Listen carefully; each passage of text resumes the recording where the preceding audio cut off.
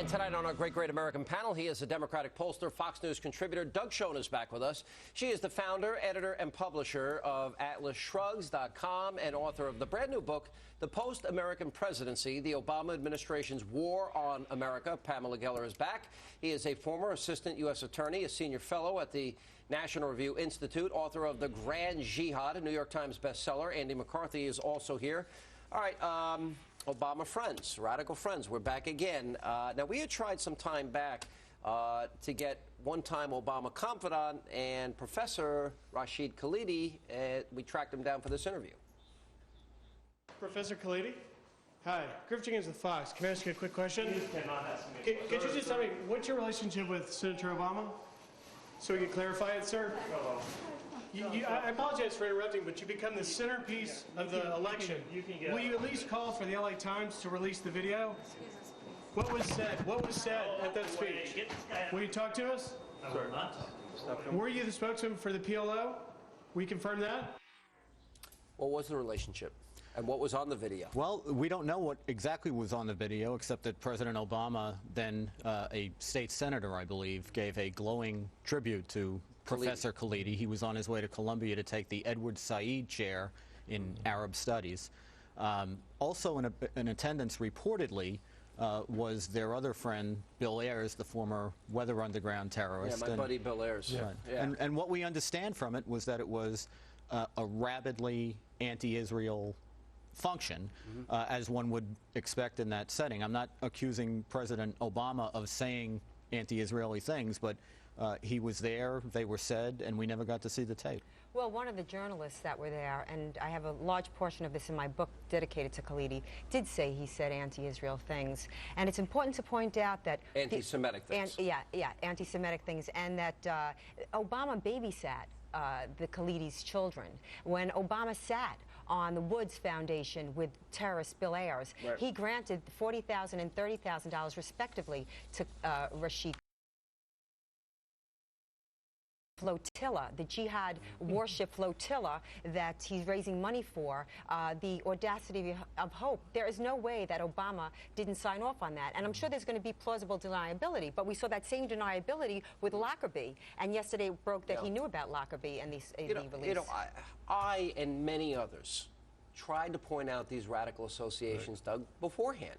You've got a pretty hard-hitting column coming out. You gave me a sneak preview. Both you and Pat Caddell co-authored the piece. It's going to be in the Journal tomorrow? In the Journal tomorrow, yeah. And we'll say?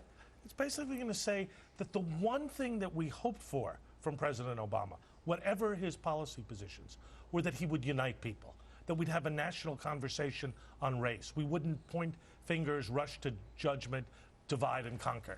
And Pat and I say, look, we're liberal Democrats. We believe in what the Democratic Party stands for, but that's unity and common purpose and vision, not this divisive politics.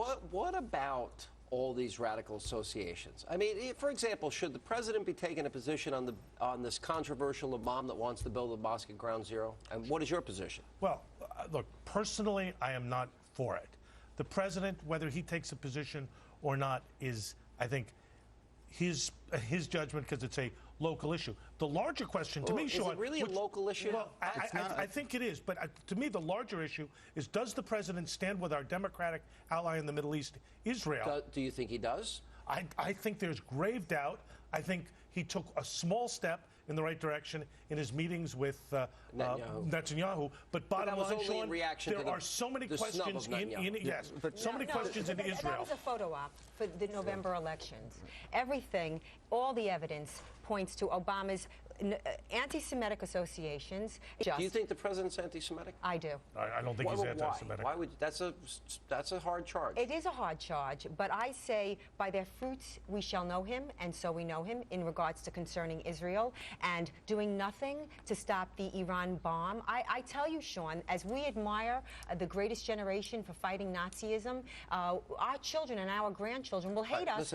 Will hate us for leaving them hostage to nuclear rogue regimes. I've said this on the air. I get a lot of email when I say it. I think this is the 1930s. In this sense, the anti-Semitic rhetoric worldwide is hitting a frightening level. And when people continually talk about wiping Israel off the map, I believe them. Yeah. What they're saying is they want a Holocaust in our lifetime. Well, but the more important thing to me, Sean, I don't mean to minimize that, but Israel's the canary in the coal mine for the American people. And with due respect, Doug, you know, that's not a local issue. The mosque. Mosque at Ground Zero. Right. What we're talking about is, do we understand the threat against us, which the people making the threat against us, which is a mainstream movement in Islam, tell us quite forthrightly, at least when they're speaking among themselves, that they regard themselves as involved in a jihad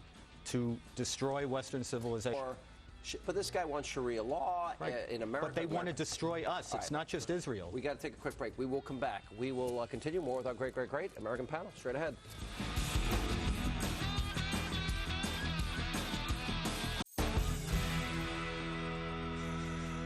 And we continue with our great American panel. We've talked a lot tonight about all the tax cheats. Let's see, Geithner and Charles Rangel and John Kerry and Doug, you're the Democrat on the panel. They're very generous with our money. How about they pony up? John, I think there's enough malfeasance to go around. I don't think it's just liberals. And I think you know that. John Kerry, why did he pay his taxes? Look, he said he's going to ante up now. He's going to ante up now. Get caught. Tom Daschle antes up later. Sebelius ante right. Will be glad to pay his money now. What? Long-term maintenance in Rhode Island.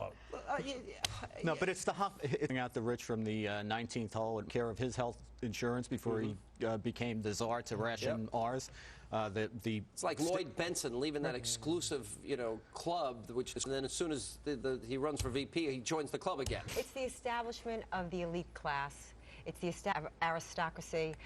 It is the abandonment and equal rights for equal men. It's the aristocracy. It's the narrative that liberals have created for themselves. They have a monopoly on minority rights. They care about the poor, Republicans, the rich. They've done a pretty good job. In reality, they're the ones spending all this money. Mismanaging. Right, but it takes two to tango. It takes narrative. If the media doesn't ask them about the media's this, not going to ask then them. well, but then that's where the narrative. Sean, really malfeasance, as I said, on the right and the left. Oh, Plenty of please. big spending. Nothing like this. It's moral equivocation. Sean, for Obama and the Democrats now is that Americans support that. No. And conservatives don't. We're the guy. And John Kemp, you had great respect for, as did I. The Republican administration is the pressing for the dirt. And here you see a complete abandonment. All the things that they printed to these left-wing journalists. All right, we were at Rush's wedding. Right. By the way, wasn't that? It was unbelievable. Unbelievable. What was amazing is that I don't think I've ever been to a concert where after every song he got a standing ovation. Yep. I mean, it was a really amazing night. Anyway, Elton came out, took a very against artists that are boycotting the state. He said, we're all very pleased to be with some artists that they won't come here. They are expletive wits. I still play in California as a gay man. I have no lead people. Sean Elton John. And I've been at his house, and his attitude is I'm for gay rights, but I'm practical and rational. And given the conversation tonight, what made me most proud was he went to Israel after the flotilla and did a progressive work in the system. After I saw him perform, and after listening to him, I don't believe a thing I've ever read about the guy. Yeah. I just have a whole different point of view on him. Well, but he's got an entertainment about all this politics is so in our face all the time. When you can settle in with someone who doesn't want to hit you over the head with their political views, he's there for a purpose. You're nothing to do with politics. Yeah, I was impressed. He's such a I'll tell him you said that. I will pass that along. He's such a freak because they all line. So to hear somebody speak that's not a lemming, that's not walking off that cliff, everybody, that's why it's the topic of conversation tonight. To fight AIDS around the world than anybody. He's a great he is guy. A decent, sincere man. And I got to tell you, and probably one of the most gifted artists. Yes, a genius. For generations. He is a terrific performer. No, I just think your old pal, Alec Baldwin. Yeah. The guy's a great actor. I can't stand him. I can't watch him. Elton John and Bill Clinton are very close. The best piece of talk radio I ever heard was Alec Baldwin filling in a WPHT in Philly. It was great stuff. All right, guys, thanks for being with us. That's all the time we have left this evening. Thank you for being with us.